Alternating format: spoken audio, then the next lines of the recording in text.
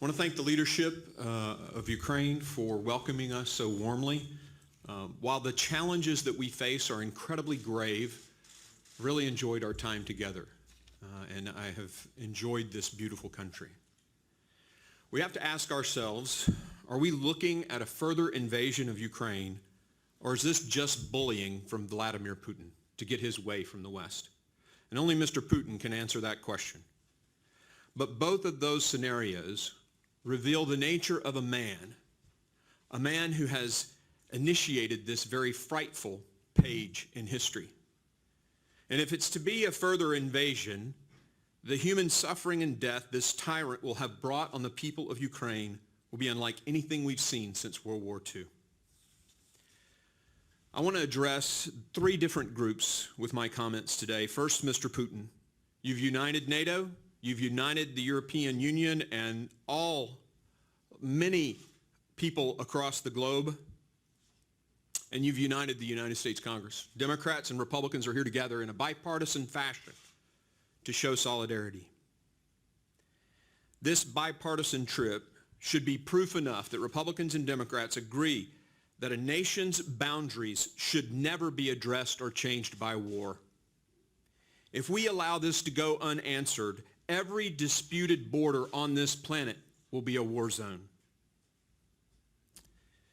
If Mr. Putin chooses to continue discussing and diplomacy with us, the United States, NATO, our European allies, the people of Ukraine, the leadership of Ukraine, our partners, we've made it clear that we prefer a diplomatic solution to this problem.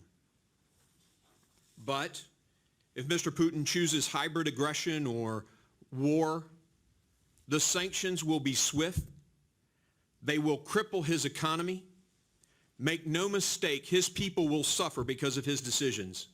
The aggressor here is the man lining up the tanks, not the nations who are preparing their banks. To the people of Ukraine, the United States of America has made it clear, we support your sovereignty, your territorial integrity, your freedom, and your partnership.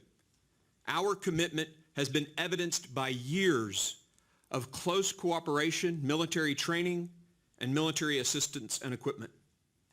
This congressional delegation is committed to accelerating that very assistance in the face of Russian aggression. I assure you, as the chairman said, we're taking these lists back to our colleagues in Washington, and we will speak those lists loudly. To the people of my district, the state of Tennessee, and all who call themselves Americans, throughout our long history, most of the time,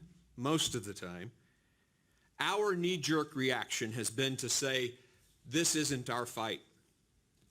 While there are no plans and no desires for American boots on the ground here, we must do all that we can, short of that, to help the Ukrainians fight for their freedom and their democracy.